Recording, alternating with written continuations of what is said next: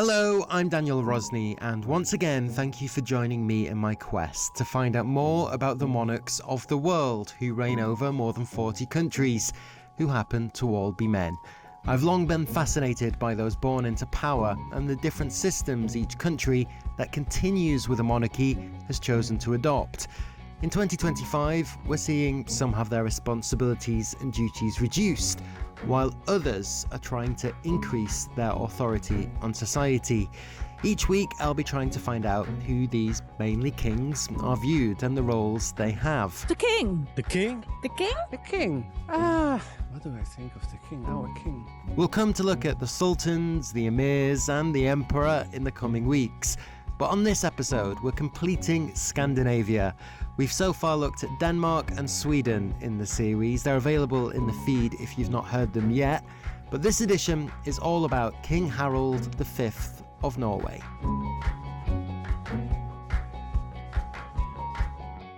The Norwegian monarchy isn't actually that old, well, in the current form. Throughout history, it's been part of a union with Sweden and also with Denmark, but this current line of kings goes back around 100 years or so to 1905, when a referendum on retaining a monarchy was approved with nearly 80% in favour. That's a high figure of popularity, and polls suggest the current king has maintained that rating for most of his reign, although recent scandals in the royal family are seeing a drop in support. We'll get onto that shortly. King Harald V is well respected and has served his nation for most of his life in some way. He's 88 this week, but in his younger years he struggled with the system, the institution, the expectation that exists with being a member of a royal family. He was told as Crown Prince that he couldn't marry the woman he wanted to in the 1950s because she was a normal person. She wasn't royal, or to use the language of the time, she was a commoner. For nearly a decade, he just refused to marry anyone else, and the royal family, and therefore the monarchy of Norway, was at risk of dying out. There was nobody to inherit if Harald didn't produce an heir. Spoiler, he eventually married the woman he loved, and Queen Sonja, as she now is, has been by his side for more than half a century. She's said to have made Harald the king he now is. And all of this is the subject of a new Amazon Prime series that's just been released globally. The first 2 episodes are out now, with 2 more to come.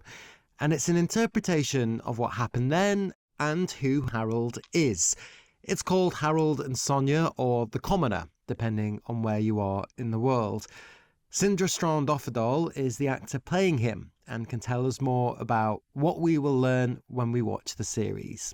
It's a kind of a love drama circling around their relationship, which started in 1959 at a friend's party. That was the first time they met, and it was a love at first sight kind of thing. The party ended with him taking her hand, and they fell in love at that moment. And then, being the people they were and in the predicament that they were in, it took 9 years before they could actually marry.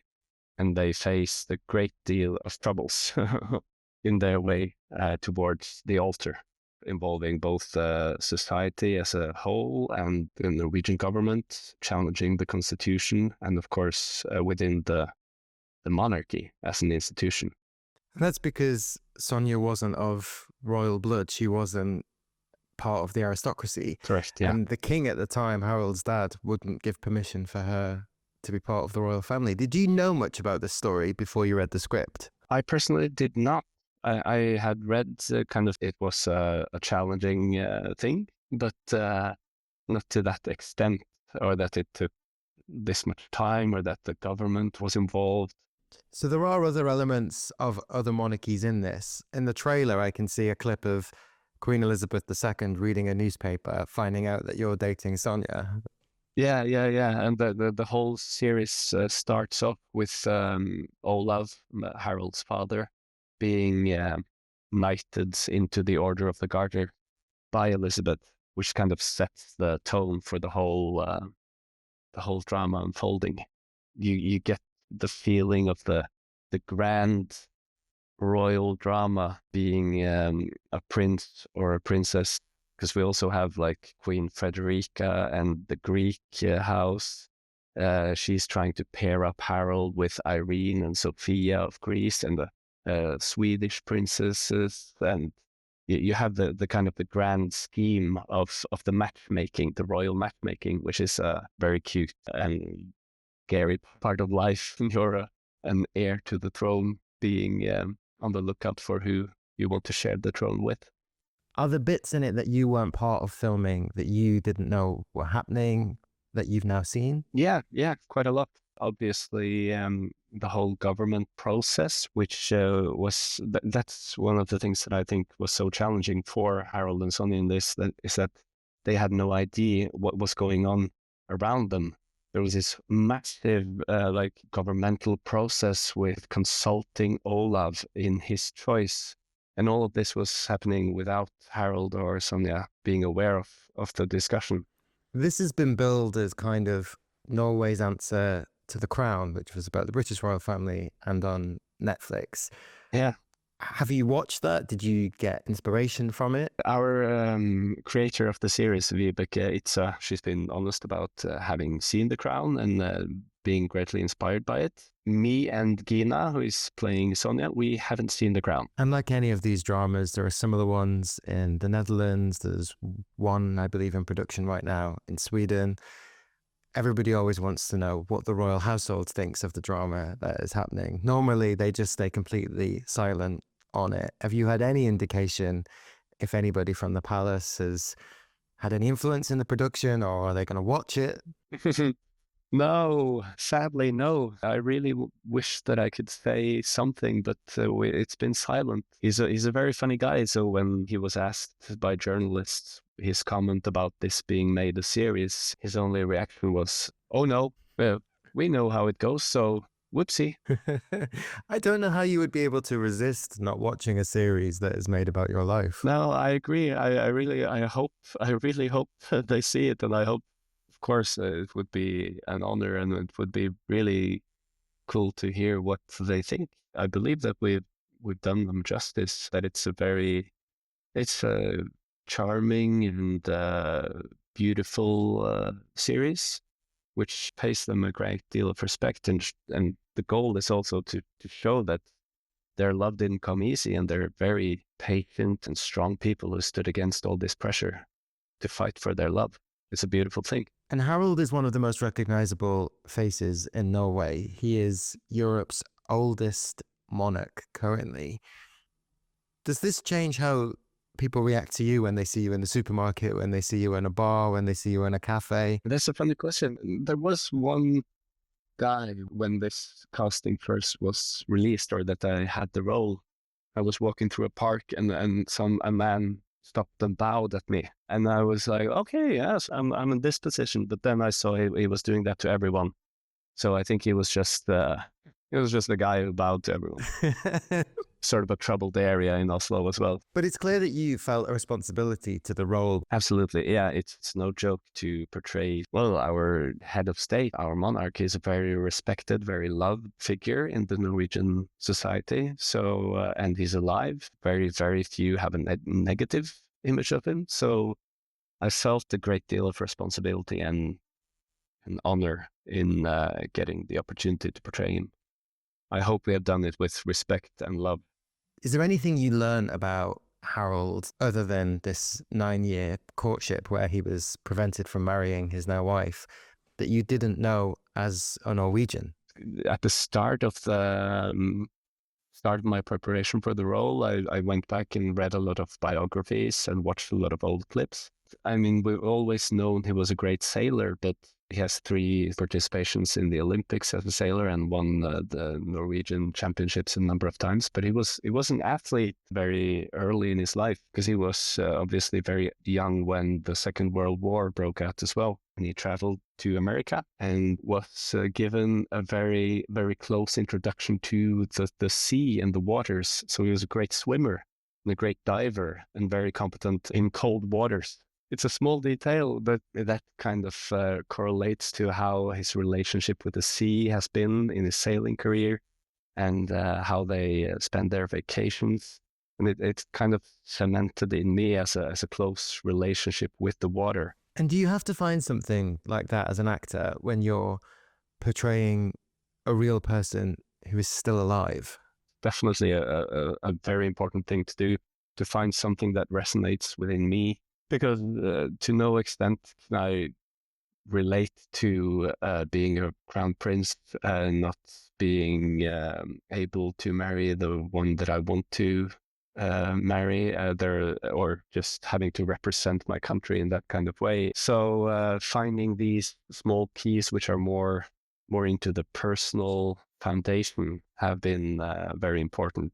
When I started preparing for the role, I read these biographies, and then when I got the script, I recognized nearly every piece of dialogue is cemented in archival matter. For example, we know that Harald was not in a happy place and that it was kind of an ice front with his father during the last parts of this story.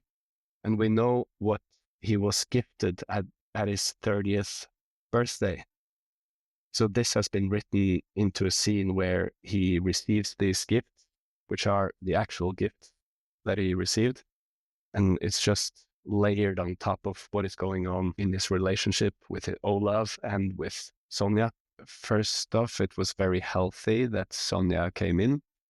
I think that it was pivotal in influencing our monarchy in a very positive way. It's kind of an example on why they're so popular and why he's seen in our country as a very progressive, very a king of the people, while maintaining respect and admiration in a institutional way. I don't think that would have been possible unless they would have been together. And our series also focuses a great deal on that it's not necessarily Sonja that needs Harald. It's more the other way around. It's not a Cinderella story. It's a story about how she helped him grow into the king that he is today. Well, thank you so much for talking to me about the series. I can't wait to binge watch it all. Thank you very much for having me. It was a great pleasure. As we heard, there is a matchmaking storyline going on in the series, and this is a conversation between Queen Elizabeth, the Queen Mother of the United Kingdom, and King Olav, Harald's father. Elizabeth is still so young. Your Grace. Remember how shy she was? Yes, it runs in the family. She has grown into her role, I think. Mm-hmm. How is Harald? Finishing off the required military training as an heir apparent. You know what I'm talking about? I do know what you're talking about, and I have invited King Paul and Queen Federica, along with Princess Sophia and Irene, to Oslo in August. Sophia is Harald's age, isn't she? She is. A perfect union. There's a link to the trailer in the episode description. And as I say, it's called something different depending on where you're watching the series, but most likely it's called Harald and Sonja, or The Commoner. Coming up, we'll be touching on some of the more up-to-date drama affecting the monarchy in Norway, as Republicans aim to capitalise on scandal, as well as learning how a 2016 speech by Harald went viral in an unusual way. In the next few minutes, there's going to be some description around sexual assault allegations. So if you're listening with children or you're uncomfortable with that subject, it's probably best that you skip for around 3 minutes into this episode. To put it delicately, King Harald is advancing in age. While he's been on the throne, there have been a few illnesses, including cancer, heart issues, surgery, and there was a dramatic incident around this time last year when he was hospitalised with an infection while on holiday in Malaysia. His flight back to Norway was the most tracked plane that day anywhere in the world, and it hit headlines. But he's not the only member of the Norwegian royal family being spoken about in the international media.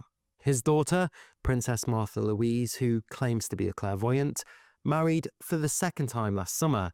Her now husband is a self-styled shaman who has peddled conspiracy theories and has been accused of a range of crimes which he denies. Their relationship is hugely controversial and has divided Norwegians, They have a Netflix series coming out soon where I'm sure we'll be able to hear more of their side of what happened. But as we heard before, King Harald was initially prevented from marrying the woman he loved, and he hasn't stopped either of his children from picking their partners. His son, the Crown Prince, married in 2001, a woman who already had a child. Again, something unusual for a future king to have a stepson, as many look at a royal family for an ideal of perfection. But the Norwegian royal family is a modern family. But that stepson, Marius Borg Høiby, who isn't a prince and isn't a member of the royal family, although he is the son of the future queen and the stepson of the future king. He is a huge story in Norway right now. Late last year, he was arrested on suspicion of rape, which he denies, and is facing a string of other serious accusations. The palace is adamant this should be left to the authorities to deal with and for the legal system to play out. But all of this is impacting how the monarchy and the king is viewed in Norway. At one point, King Harald's polling and approval for the monarchy was sky high, but some surveys now suggest that that support is at an all-time low, although still a majority of Norwegians are in favour of a monarchy continuing. To dissect all this, we can welcome to its reigning men the royal commentator for TV2, which is a Norwegian TV network, Ole Jørgen Skjoldsrud Hansen, who can tell us more of how Harald is viewed in 2025. He is the most popular member of the Norwegian royal family. He's quite unifying as a symbol, which he has proved since he ascended the throne. Since 1905, the dissolution of the union with Sweden, the Norwegian king has only been symbolic. But the symbolic power of the monarch that is stated in the constitution can also be used in practice. So you have the symbolic part of the monarchy is like giving out orders of chivalry, which was a right that King Haakon, who reigned over Norway from 1905 to 1957, he fought for that right against his own cabinet, who wanted to dissolve the whole union, the whole order question. But the king said, I'm not a grand prince.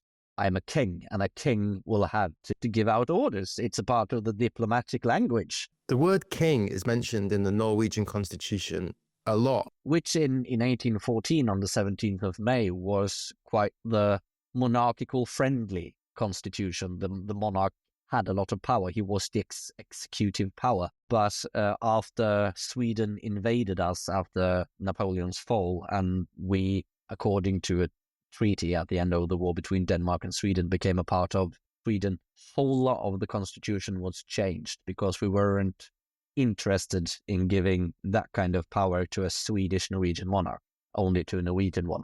And he has been king since 1991, so he is quite a long-serving monarch. He's the oldest monarch in Europe at the minute. He's approaching 90. He's in his late 80s. He has absolutely no thought of abdicating. He will stay till the end. The groundwork for a monarch is to stay until the bitter end, as the king has said himself. And the fact that the king in Norway does not swear on the Bible, for example, he swears on the constitution, that he will reign in accordance with the constitution of Norway. So help me God. So that's the only part where God is in the picture.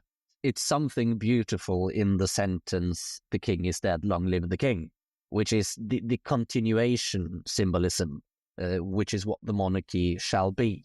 It's fascinating to me that recently we've had this election in America where before Joe Biden put himself aside, it was two men, Joe Biden and Donald Trump, both around the age of 80. There was a lot of commentary at the time about whether or not it was right or wrong that these two men were the only two candidates really to lead the United States. And a lot of focus was around the age and the pressure that brings to it. But then you've got these monarchs, King Harald, who's approaching 90, Queen Elizabeth II was 96. You've got Sweden, and before Queen Margrethe of Denmark, before she abdicated, she was also in her later years, shall we say.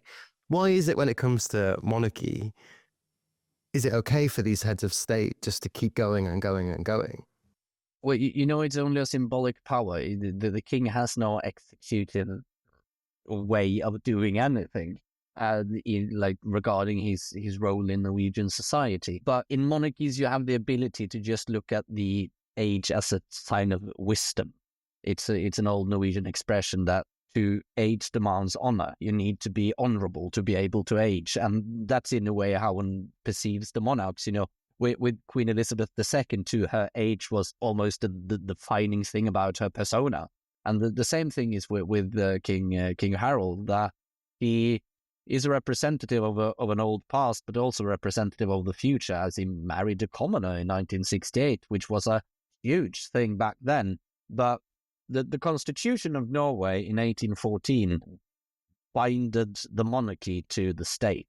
With King Harald marrying a commoner, he had binded the monarchy to the nation biologically. So it's a kind of a continuation of the constitution that King Harald did as he did. When it comes to his speeches, in the UK, the king's speeches are approved by the cabinet, they're approved by the government of the day. It's very rare that he can sort of say what he wants publicly without some form of a thumbs up. Is that the same in Norway? It's in a way the same, that at least the prime minister is often informed about what the speech will be about. That's also a way to avoid that the monarch and the prime minister are stepping in each other's flower beds, in a way, as we say. Well, at least that's the term in Norwegian. And it's also an aspect that the king has said that I must approve. I have to be able to believe in what I'm saying, or else it won't be my speech. There's always the apolitical aspect of the speeches. There's never any politics. I think the only time that King Harald has used his power as monarch in a way was when the Norwegian state church was abolished and turned into the Norwegian church. The king said that he would like for the constitution still to have the paragraph that said that the king, the monarch of Norway, has to be a member of the Lutheran Evangelical Church. Is religion still a big part of Norwegian society then? Well, it's not that big a part of Norwegian society, but I think it's a big part of the Norwegian monarchy. The Norwegian monarchs have been anointed on the European continent. Norway was the last country to crown a monarch in 1906, with Britain being an island. It's not part of the continent, so I can say that with some certainty. So in 2016, to mark 25 years on the throne, King Harald gave this speech, which was unexpected, and it made international headlines at the time. Let's just take a listen to an edited version of that. Men Norge framfor alt mennesker. Nordmenn nordlendinger, trøndere, sørlendinger. Above all, Norway is its people. Norwegians come from North Norway, Central Norway, Southern Norway, and all of the other regions. Norwegians have immigrated from Afghanistan, Pakistan, and Poland, from Sweden, Somalia, and Syria. My grandparents came here from Denmark and England 110 years ago. It's not always easy to say where we're from, what nationality we are. Home is where our heart is, and that cannot always be contained within national borders. Nordmenn jenter som glad I jenter, gutter som glad I gutter. Norwegians are girls who love girls, boys who love boys, and girls and boys who love each other. Norwegians believe in God, Allah, the universe, and nothing. Well, the speech went viral. It was a huge hit in a way all over the world. And it was quite, in a way, strange for a monarch if one thinks about like the historical view of a monarch as head of a conservative old institution. But as King Harald said, I only said what I thought. I only said what is right in a way. The interesting part about that speech is that he's telling all of us what it means to be Norwegian. What is our differences in a way that still unifies us, and what is the most unifying part of Norwegian society, which the king does not mention. It's himself. He's the one that unifies all of those differences in an institution which is his persona. Do you think that he would have been able to make that speech now? Yes, absolutely. I think he would. It's It's one of the most popular speeches of King Harald, and it's a speech that we Norwegian commentators quote the most because it's such a symbol of what the reign of King Harald has been like. Even though there's lots of commentary around the rest of Europe about immigration and around LGBT rights. I don't think that has anything to do with the question. I think that if you're an immigrant or part of the LGBT community, you're still Norwegian. So the people that are here are Norwegian, and that is how King Harald perceives it. And he seems to have been this stability figure for Norway. How much of the controversies around his daughter's second marriage and around his step-grandson's arrest, how has that affected the reputation of the monarchy? It has affected it in a way, but the problem is that all of these surveys are quite short-lived. Like in 5 years, we've probably forgotten a lot about the controversies about Princess Märtha Louise. I think that the controversies regarding, or the scandals in a way regarding Marius Borg Høiby will be a bit longer lived. But I guess the Republican groups that exist, they use this almost as catnip to kind of get their message across. Every commentator who's a Republican says that, well, Princess Märtha Louise is a gift to us. It's just the most plain view of all the Republicans that, well, she's a gift. The king is the one who's given the monarchy a reason to exist into the future. King Harald is the one that has saved the future of the monarchy, will I say. Well, thank you so much for your time and speaking to me on It's Raining Men. And thank you so much for the invitation. It's been great fun. Our look at the Scandinavian monarchies may now be completed, but there's plenty more of other monarchies and monarchs still to come on this series. If you're enjoying it, please subscribe and rate us wherever you're listening. Until next time, goodbye. Thank you for listening to It's Raining Men. If you enjoyed it, please tell your friends who also might be interested in kings, queens, power and palaces. And it would be great if you could subscribe so more episodes appear in your feed as soon as they're ready. And if you want to suggest a topic to be explored or have any questions about monarchies or specific members of royal families, you can find us on social media. Just search It's Raining Men. There's also a weekly newsletter on Substack too. Speak soon.